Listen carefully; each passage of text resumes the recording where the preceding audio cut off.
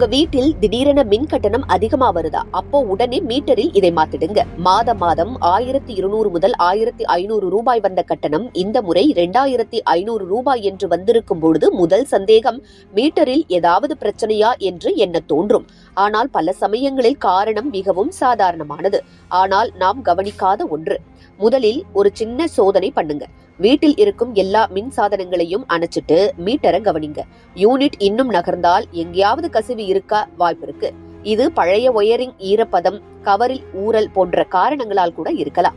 இது உடனே சரி செய்ய வேண்டிய விஷயம். இன்னொன்று மறைந்த காரணம் குளிர்சாதன பெட்டி. அது நாள் முழுக்க ஓடிக்கொண்டே இருக்கும். அதன் பின்புறத்தில் தூசு படிந்திருந்தால் அதிகமாக மின்சாரம் இழுக்கும். கதவை அடிக்கடி திறப்பதும் வெப்பநிலையை மிக குறைவாக வைத்திருப்பதும் கட்டணத்தை உயர்த்தும். கோடை காலத்துல குளிரூட்டி அதிக நேரம் பயன்படுத்துவது இயல்பு. ஆனா வெப்பநிலையை மிகவும் குறைத்தால் இயந்திரம் அதிகமாக வேலை செய்யும். அதுபோல அறை முழுவதும் மூடப்படாமல் இருந்தால் குளிரூட்டி இரட்டிப்பு வேலை செய்யும். அதுவே கட்டணமாக திரும்பும். அழைச்சாச்சு என்று நினைத்த பல சாதனங்கள் உண்மையில் முழுமையாக அணைக்கப்படாமல் இருக்கும். தொலைக்காட்சி, அமைப்பு பெட்டி, இணைய இணைப்பு கருவி, சார்ஜர்கள் இவை அனைத்தும் தினமும் சிறிதளவு மின்சாரம் இழுக்கும். இதை பலர் கணக்கில் எடுத்துக்கொள்ளவே மாட்டார்கள். சில நேரங்களில் திடீர் அதிகரிப்புக்கு காரணம் புதிய சாதனங்கள். புதிய துவைப்பான், பெரிய அளவு தொலைக்காட்சி, நீர் வெப்பக்கலன் இவையெல்லாம் சேரும் போது மாதாந்திர யூனிட் கணிசமாக உயரும். பயன்பாடு அதேதான் என்று நினைத்தாலும் சாதனங்களின் அளவு மாறியிருக்கும்.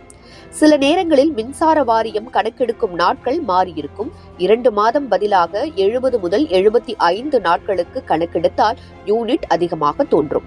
அதேபோல் நிலை அடிப்படையிலான கட்டணத்தில் ஒரு படியை தாண்டினால் திடீரென தொகை அதிகமாகும். பயன்படுத்தியது அதிகமில்லை என்றாலும் கட்டணம் உயரும். அரிதாக இருந்தாலும் சில இடங்களில் மற்றொரு வீட்டின் இணைப்பு தவறுதலாக உங்கள் மீட்டருடன் இணைந்திருக்கலாம். அல்லது கட்டிடங்களில் பொது பயன்பாட்டு மின்சாரம் தனிப்பட்ட மீட்டரில் சேர்ந்து போகலாம். சந்தேகம் இருந்தால் அனைத்து இணைப்புகளையும் அணைத்து மீட்டர் நகருகிறதா என்று பார்த்து உறுதி செய்யலாம். மின் கட்டணம் அதிகமாக வந்தால் பயப்பட வேண்டாம். முதலில் வீட்டை ஒரு முறை சுற்றி பாருங்கள். எது அதிக நேரம் ஓடுகிறது, எது தேவையில்லாமல் இணைப்பில் உள்ளது, கசிவு இருக்கிறதா, இதை ஆராய்ந்தால் பதில் கிடைக்கும்.